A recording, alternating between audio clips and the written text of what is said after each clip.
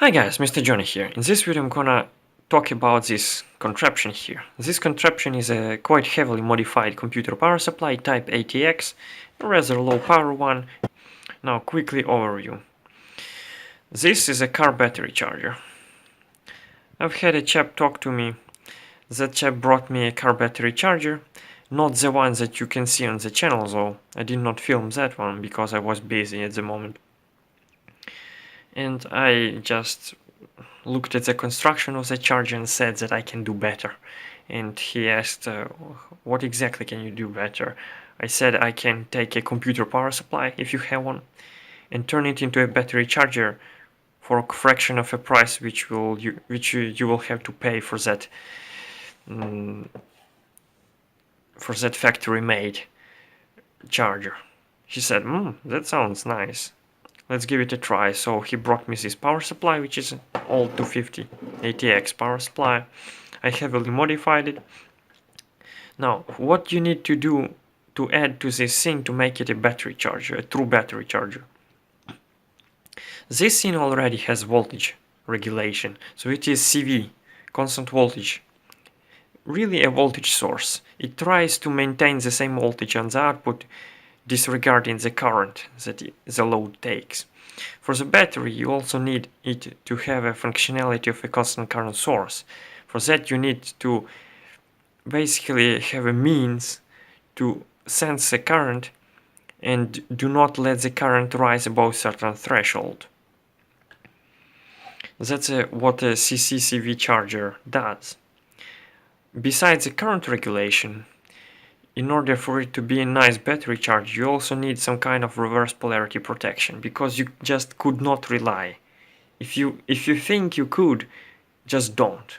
Don't rely on the user, on the end user, to be cautious and to plug it in to connect the battery to the charger or charger to the battery the right way around, because I've done the similar modification before with a type ATX power supply. In fact, the same power supply, 1-to-1, exactly the same, but from a different guy. I just implemented current feedback there and warned him like 10 times.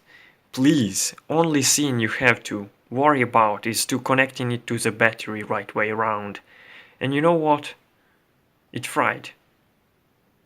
He calls and says it let the smoke out. What did you do? I connected the battery. And I say, backwards? And maybe, he says. I am like a moron. I have told you a million times, but that is also a mistake from my side, because again, you should not rely on the end user. Preferably you should make this charger as idiot-proof as humanly possible, because people are idiots. Even you who build this stuff can do sometimes, some days you will have such huge brain farts that you will regret it for the rest of your life. And that's even though you are an engineer, so you just cannot and should not expect a sane behavior from an average Joe. Really. So here on the face you can see an output. This connects to your battery, 1.5 square millimeters in cross section, cable tied to the case, hot glued, everything nice and sturdy. Here you can see a DVM, which is an amp meter. And how do I turn a DVM into a digital amp meter? Simply, I have a current sense amplifier, which converts the voltage, which basically, if the current flows through the shunt resistor, it creates the voltage, a small voltage. Then there is DC amplifier, which boosts that voltage to 1 volt per 1 amp, and that's what is fed into the DVM, and the 1 volt here results in 1 amp. Awesome, isn't it? Also, that circuit, fraction of its output, actually 0.5 volts per 1 amp, is fed into the TL494, which is a control in this switch mode power supply, which is then adjusts the duty cycle to make sure that the thing has constant current functionality. On the other side, here you can see that I blocked the vent here, just because it's gonna it's a car battery charger. It's gonna be used in the garage. It's gonna be used something like this, in this position, I hope, not upside down, you know. And the shit may fall in and cause trouble. You don't want that. On the back side, it's pretty much standard, although I removed this socket, one of the ISC sockets. That's your mains input. This I'm just gonna put a blanking plate here to cover this hole, which I have to do yet. One thing I changed is I took a fan and I reversed it. Usually how it's set up here in these supplies, it blows the air out. I've set it up so it blows the air in, so it sucks the air inside. It does not blow it out. It's not you may think about it as a disadvantage because it will suck in all the crud and shit and whatnot, but you know, it will be fine. I hope.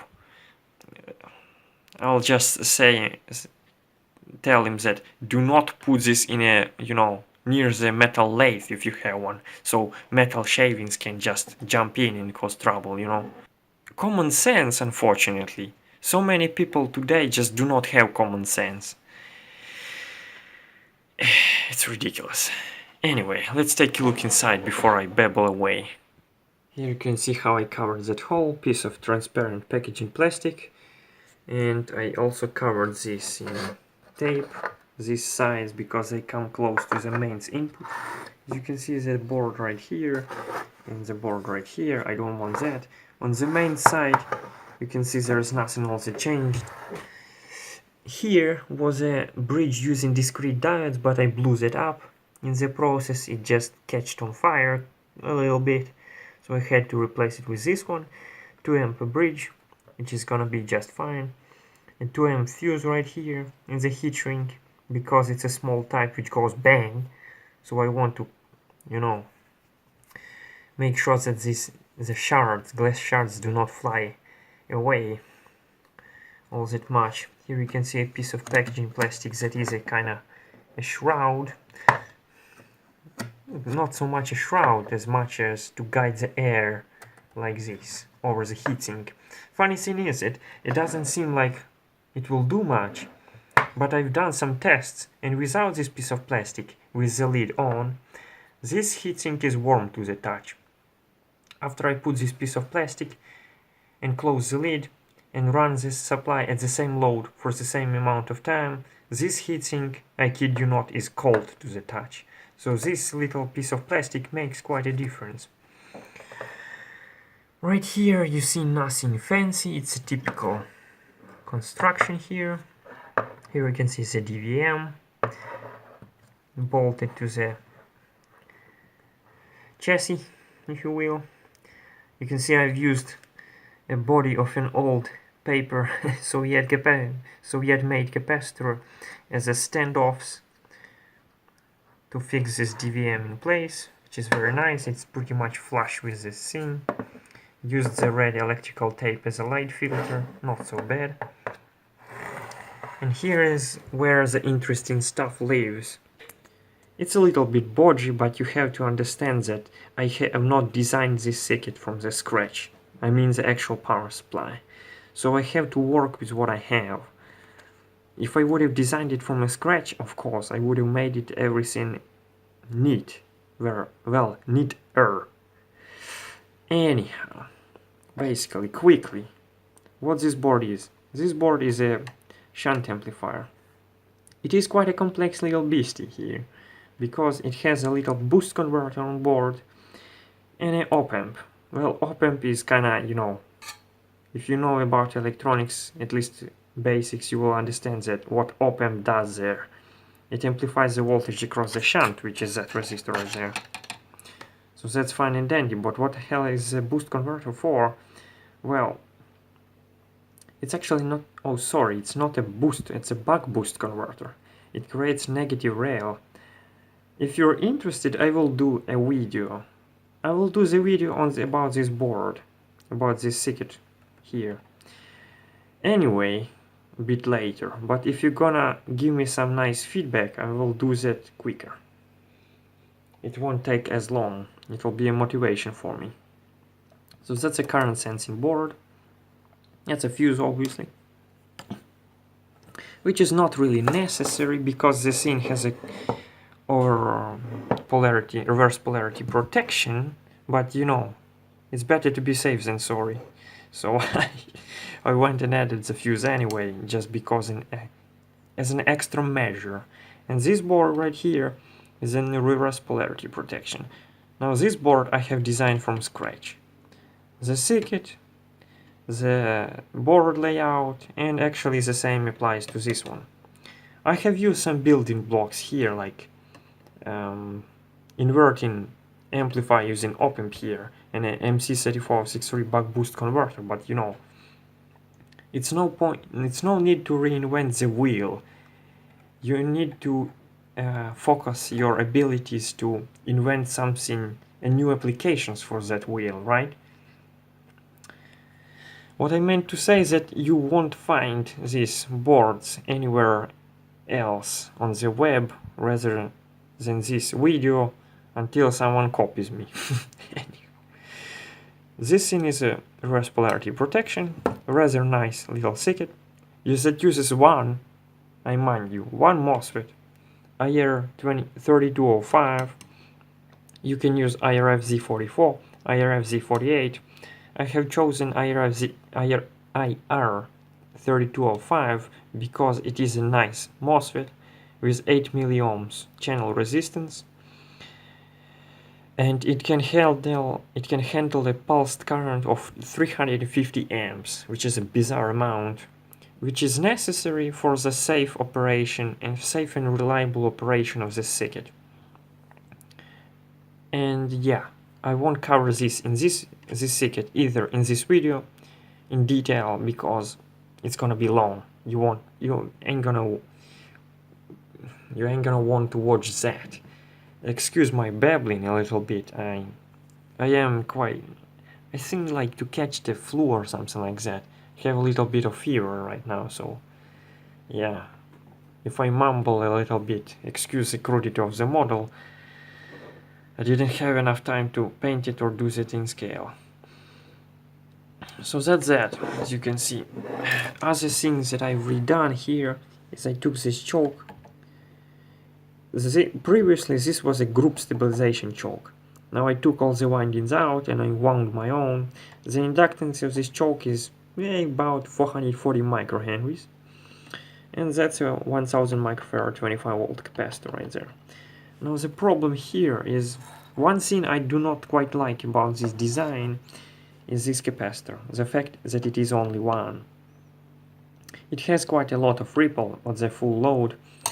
I tested it at 4.3 amps and the ripple was 300 millivolts peak to peak, which is a lot, but not for a battery charger. The lead acid battery won't give two shits about that ripple, so it's not a big deal at all.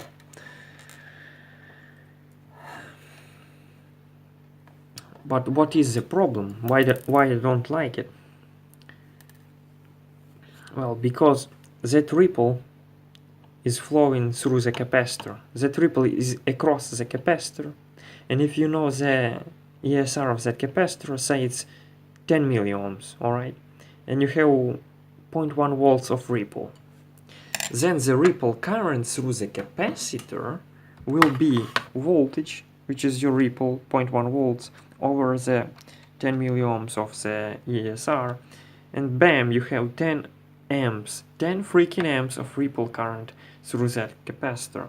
So that's one thing you have to be wary about, you know, if you're designing these things. In this case, the ripple current through this bastard somewhat measured, roughly measured, but a realistic value is around about 1.6 amps, which is more than the capacitor is rated for, but that is at the 4.3 amps, and that ain't gonna be applied to the capacitor for long because the battery will charge up and draw less current. Plus there is forced air cooling, so the capacitor is gonna be cooled down and everything should be fine. The problem with the ripple current, why you should keep it low, because ESR is just a resistor. It's a It's a parasitic resistance, but it is, you still can, the same rules still apply. The rules that apply to resistor still apply here. The resistor dissipates power when the current is flowing through it. Same applies to the ESR or the capacitor. So the problem, as you can see, with the big ripple current is that because the capacitor is going to heat up internally and dry out the electrolyte and be dead within a certain period of time. That's why you need to keep the ripple current low to maximize the lifetime of the product. I have checked the temperature of this capacitor. It's not getting warm at all. It's getting like 40 degrees, but that might be actually due to the choke heating up near it, or I don't know. Anyhow, it's not very hot. It is rated 85C, so it is fine. It's not very nice. I don't like it very much. I'm not very proud of it, but it works. The resistor you can see there is a minimum load. It's a 100 ohm resistor. The output is 13.8 volts, so it draws 138 milliamps. And also I've used the fan as a minimum load as well, and that adds another 140 milliamps, so it's about 280 milliamps minimum load on this supply, which is nice. It makes the controller happy. It has a minimum load to keep the... Its actual minimum load is necessary to make sure that the current in this inductor right there is always continuous. You do not want it to be discontinuous, because I don't know what exactly will happen, but the controller likes to scream when it does that. The loop becomes unstable, let's put it this way. Now let's plug it in and show you a little something that happens if you do what I did. And what did I do? Again, to keep it as idiot proof as I possibly can, I went and actually disconnected the case from the circuitry. Normally these screws, they have pads. They jam the pads on the other side of the board to the case, so this zero rail on the output is connected electrically to the case. I don't want that because, I don't know, he might set it on top of the battery lug or on top of the car and it will go like that.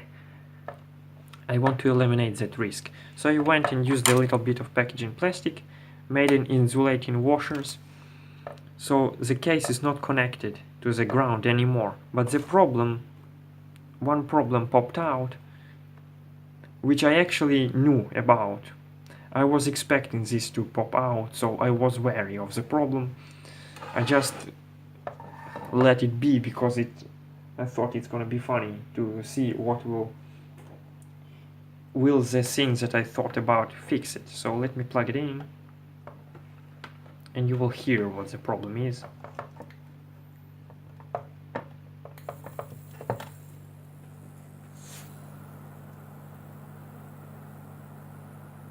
Hear that?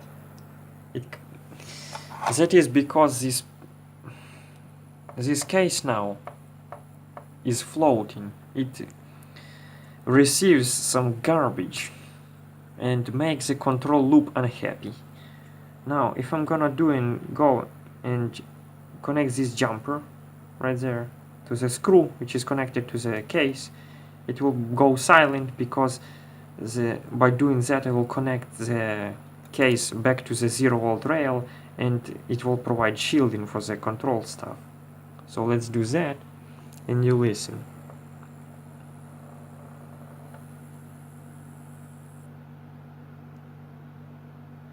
But that electrically connects the thing again, and I don't want that, right? So what do? I need it to be a shield, but I don't really want it to be electrically connected. Capacitor. Look what happens if I connect a capacitor there.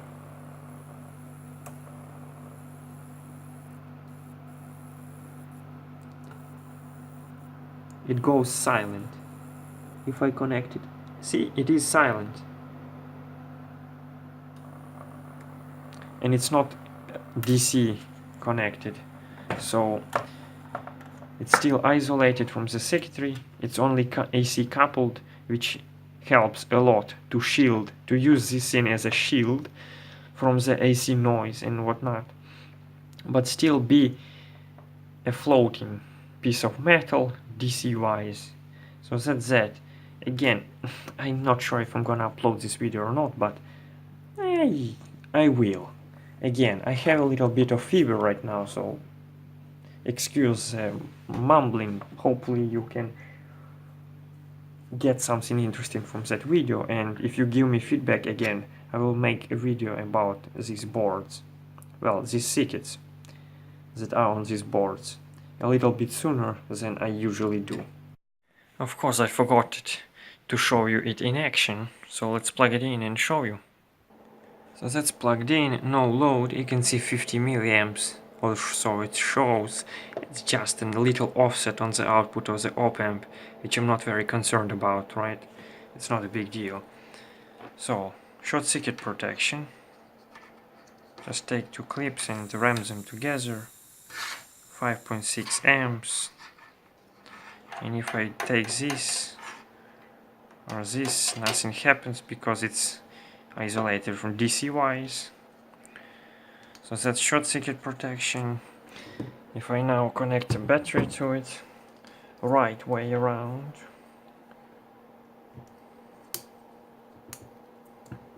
you can see about half an amp flows because this battery does not want to draw more, which is completely fine.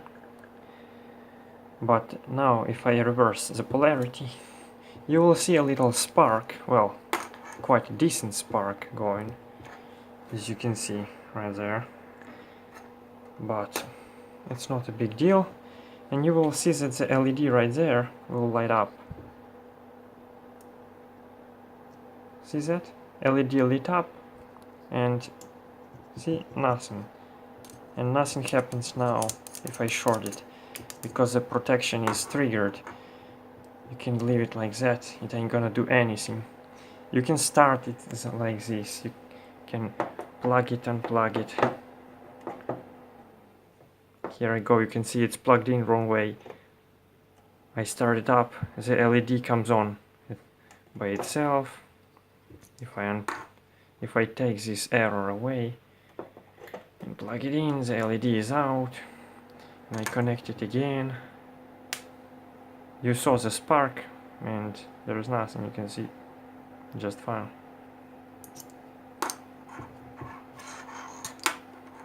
That's a short circuit protection and everything like that. And now the thing, you can see the output is completely disengaged. You see no current flowing when I short it, because the protection is triggered. All you have to do to clear that error is to unplug it, wait a few seconds, and plug it back in. That's two probes shorted out. Let's put this one there so it doesn't do it. You can see it starts up with no error and typical output.